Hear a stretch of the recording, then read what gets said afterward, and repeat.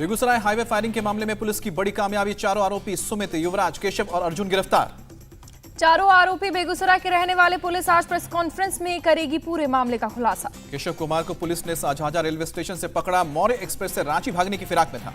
नीतीश कुमार के जातीय वाले बयान पर गिरिराज सिंह ने कहा, उन्माद फैलाने की कोशिश कर रहे हैं नीतीश।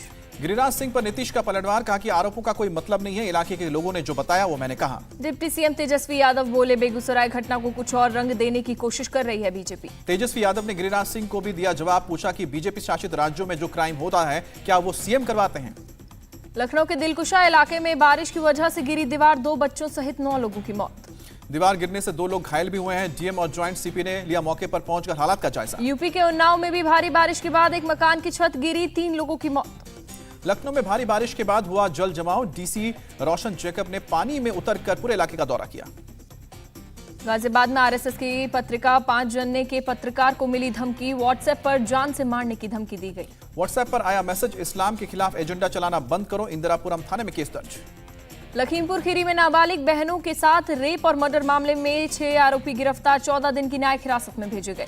लखीमपुर खीरी पुलिस का खुलासा, जुनैद और सोहेल ने रेप के बाद की हत्या। कलीमुद्दीन और आरिफ ने पेड़ से लटकाया। सीएम योगी ने पीड़ित परिवार वालों को 25 लाख के मुआवजे का ऐलान किया। एक पक्का मकान और खेती की जमीन पट्टे पर देने का निर्देश दिया। सीएम योगी ने फास्ट ट्रैक कोर्ट में सुनवाई का निर्देश दिया। 1 महीने अपराधियों को उसमें सलाह दिलाने का भरोसा भी दिया। लखीमपुर रेप और मर्डर मामले में सियासत तेज। कांग्रेस का एक प्रतिनिधिमंडल आज पीड़ित परिवार से करेगा मुलाकात। राहुल गांधी का बीजेपी पर निशाना, रेपिस्टों को रिहा करने वालों से महिला सुरक्षा की उम्मीद नहीं। एनसीपीसीआर अध्यक्ष का बयान, 19 सितंबर को लखीमपुर खीरी के पीड़ित परिवारों से मिलेंगे। फास्ट ट्रैक कोर्ट में सुनवाई सुनिश्चित करेंगे।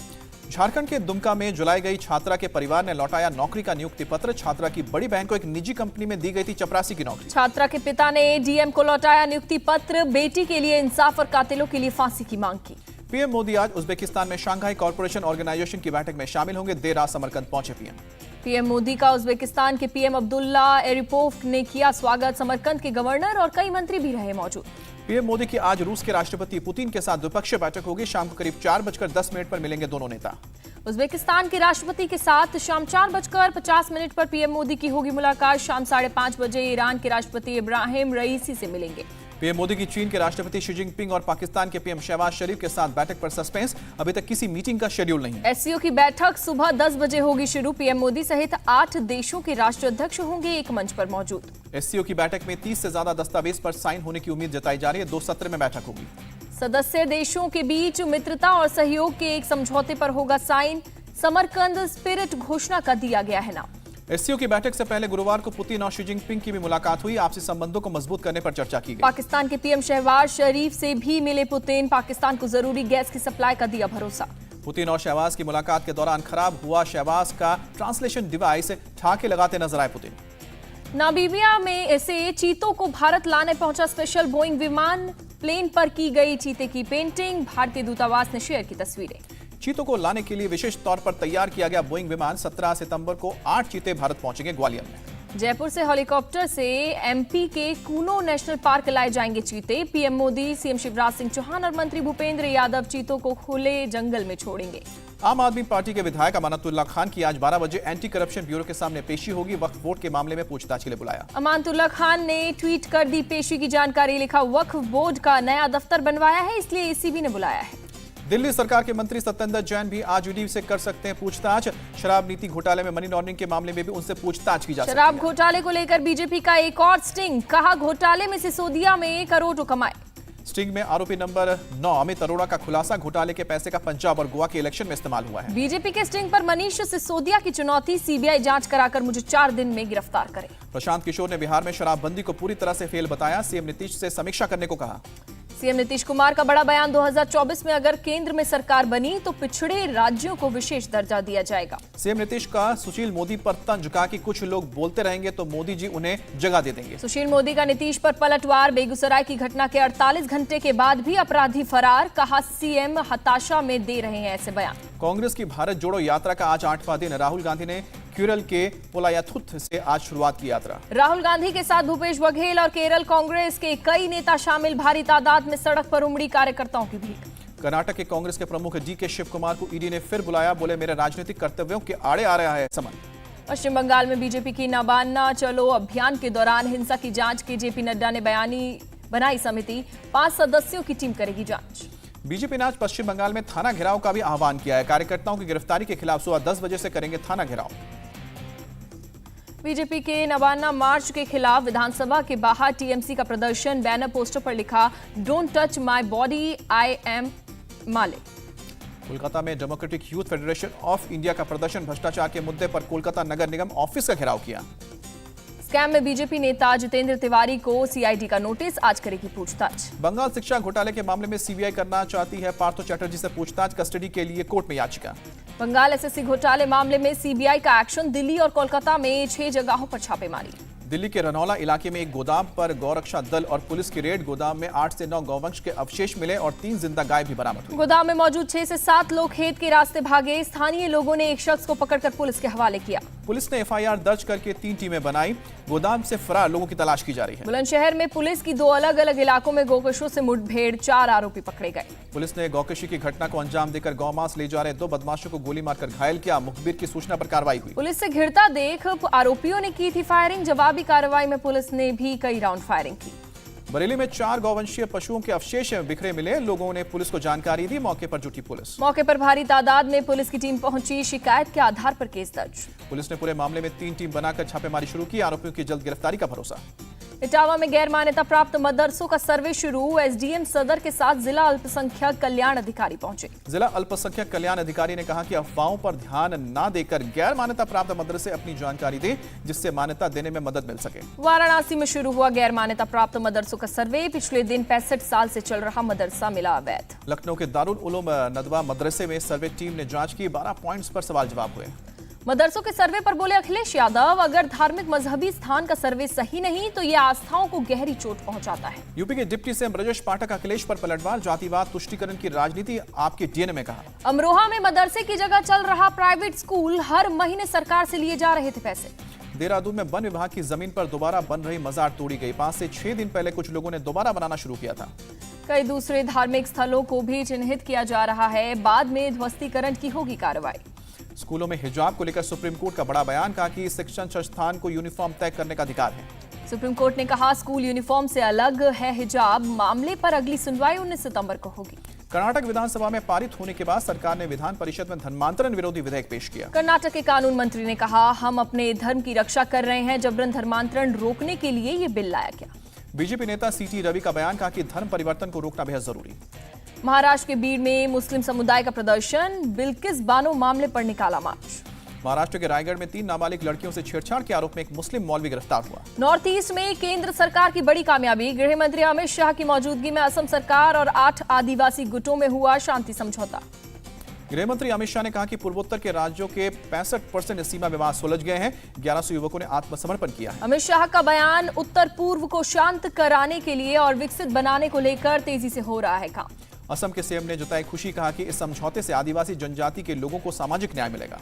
सीएम पेमा खांडू का अरुणाचल प्रदेश में घुसपैठ से इनकार। कहा विपक्ष का दावा गलत। सीएम पेमा खांडू ने कहा कि राहुल गांधी को पूर्वोत्तर का ज्यादा ज्ञान नहीं है। अरुणाचल प्रदेश की तो छोड़ ही दें। टीआरएस सरकार ने 17 सितंबर को राष्ट्रीय एकीकरण दिवस के रूप में मनाने का फैसला किया। सीएम केसीआर एक जनसभा को करेंगे संबोधित। एआईएमआईएम आज मनाएगी राष्ट्रीय एकीकरण दिवस। असदुद्दीन ओवैसी अपने विधायकों के साथ निकालेंगे तिरंगा बाइक रैली। तिरंगा बाइक रैली मीर आलम अबू बकर मस्जिद से तिंगुल कुंटा क्रॉस रोड तक निकाली जाएगी। ओवैसी एक जनसभा को भी करेंगे संबोधित। सीएम केसीआर ने मानी ओवैसी की सलाह। तेलंगाना राज्य सचिवालय का नाम बाबा साहेब पर रखने का फैसला। ट्रांसगिरी क्षेत्र में रहने वाला हट्टी समुदाय अनुसूचित जाति में शामिल। हिमाचल सीएम ने पीएम मोदी का जताया आभार। छत्तीसगढ़ के सीएम ने जनजातियों की सूची में मात्रात्मक सुधार का मुद्दा उठाया। कहा कि हमने 2021 में भी ये पहल की थी। यूनिफॉर्म सिविल कोड को लेकर उत्तराखंड के सीएम बोले, 5 सदस्यीय कमेटी ने जनता से संवाद शुरू किया। अहमदाबाद के एलजी अस्पताल में मेट कॉलेज पर अब नरेंद्र मोदी कॉलेज के नाम से जाना जाएगा। नगर निगम की स्टैंडिंग कमेटी की बैठक में फैसला हुआ है। उच्च न्यायालयों के मुख्य न्यायाधीशों से कानून मंत्री किरेन रिजिजू की अपील। फास्ट ट्रैक कोर्ट का तेजी से हो गठन। केरल के राज्यपाल आरिफ मोहम्मद खान ने कहा कि यूनिवर्सिटीज अमेंडमेंट बिल में अनियमितताओं को वैध रूप देने की कोशिश हो रही है। इलाहाबाद विश्वविद्यालय में फीस बढ़ोतरी के विरोध और छात्र संघ बहाली की मांग को लेकर छात्रों ने मशाल जुलूस निकाला। जमकर की नारेबाजी। पुलिस ने सुरक्षा के पुख्ता इंतजाम किए। छात्र काफी दिनों से कर रहे हैं आंदोलन। राष्ट्रीय परीक्षा एजेंसी ने CUET अंडर ग्रेजुएट 2022 का रिजल्ट किया घोषित। छात्र अपना रिजल्ट परीक्षा पोर्टल पर देख सकते हैं। बिहार के बेगूसराय में ट्रेन से मोबाइल चोरी की कोशिश महंगी पड़ी। लोगों ने आरोपी को चलती ट्रेन की खिड़की से लटका दिया। साहिबपुर कमाल स्टेशन पर 2 युवकों ने एक मोबाइल चोरी कर भाग रहे थे। एक आरोपी को लोगों ने पकड़ा, एक फरार। 15 किलोमीटर तक लोगों ने आरोपी को खिड़की से लटकाए रखा। चीखता चिल्लाता रहा आरोपी। अमृतसर के शहरी और सरहदी इलाकों में पुलिस का नशे के खिलाफ बड़ा एक्शन। अलग अलग टीम बनाकर चलाया सर्च ऑपरेशन। पुलिस ने नशा कर रहे लोगों को किया गिरफ्तार। 8 मोबाइल फोन भी बरामद। हुगली में ज्वेलरी शॉप में लूटपाट। बाइक सवार 6 अपराधियों ने वारदात को अंजाम दिया। ग्राहक बनाकर दुकान में घुसे डकैत। हथियारों के दम पर ग्राहकों को बनाया बंधक। दिल्ली में 3 कोरोना संक्रमितों की मौत। कोरोना संक्रमण के 116 नए केस आए सामने। यूक्रेन के इज्यूम में जंगल में मिला सामूहिक कब्रगाह। 440 से ज्यादा लोगों की कब्र मिली। यूक्रेन का आरोप। रूसी सेना ने यूक्रेनी सैनिकों की हत्या कर सामूहिक कब्रगाह में दफनाया। कई कब्र की नहीं हो पाई है पहचान। यूक्रेन के किर्वीरी में ड्रैम पर रूसी मिसाइल से हमला हुआ है। बांध टूटने का खतरा पैदा हुआ।